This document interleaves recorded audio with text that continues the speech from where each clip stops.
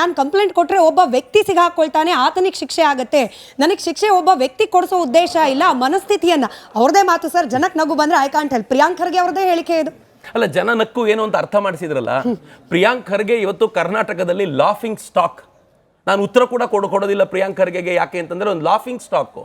ಅವ್ರು ನಾನೇ ಹೇಳ್ತೀನಲ್ಲ, ಆಯ್ತು ನೀನು ನನ್ಗೆ ಉತ್ತರ ಕಳಿಸ್ಬೇಕು ಅಂತ ಒಂದು ಭಾಷಣದಲ್ಲಿ ನಾನು ಮಾತನಾಡ್ತಾ ಇರಬೇಕಾದ್ರೆ ಅಯೋಗ್ಯ ಅಂತ ಪದ ಬಳಸಿದೆ. ಅವ್ರ ತಂದೆಯವ್ರ ಬಗ್ಗೆ ಹೇಳಬೇಕಾದಾಗ ನೀವು ನೋಡಿದ್ರೆ ಆಶ್ಚರ್ಯ ಅನ್ಸುತ್ತೆ, ಬೇಕಿದ್ರೆ ನೀವು ವೆರಿಫೈ ಮಾಡ್ಬೋದು.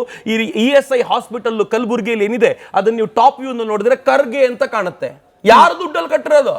ಸರ್ಕಾರದ ದುಡ್ಡಲ್ಲಿ, ಜನರ ದುಡ್ಡಲ್ಲಿ, ನಾವು ಕಟ್ಟಿರುವಂತ ತೆರಿಗೆಯ ದುಡ್ಡಿನಲ್ಲಿ ತಮ್ಮ ಹೆಸರು, ಫ್ಯಾಮಿಲಿ ಹೆಸರು ಉಳಿಸ್ಕೊಳ್ಳಿಕ್ಕೆ ಖರ್ಗೆ ಅಂತ ಕಾಣುವಂತೆ ಮಾಡಿದ್ದಾರೆ. ನಾನು ಹೇಳಿದೆ ಎಂತೆಂತ ಅಯೋಗ್ಯ ಜನ ಇರ್ತಾರಪ್ಪ ಅಂತ. You know what he did?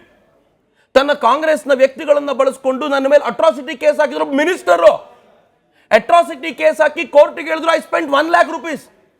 ನಾನು ಸುಪ್ರೀಂ ಕೋರ್ಟ್ ವರೆಗೂ ಹೋಗಿ ಆ ಸುಪ್ರೀಂ ಕೋರ್ಟ್ ಛೀಮಾರಿ ಹಾಕ್ಬೇಕಾಗಿ ಬಂತು. ಇಂಥ ಕೇಸ್ ತಗೊಂಡು ಬರ್ತೀರಾ, ನಾಚಿಕೆ ಆಗೋದಿಲ್ವಾ ಅಂತ ಬೈದು ನನಗೆ ಹೇಳ್ತು ನೀನು ಅಯೋಗ್ಯ ಅಂತ ಹೇಳ್ಬೋದು ಇನ್ಮೇಲೆ ಅಂತ.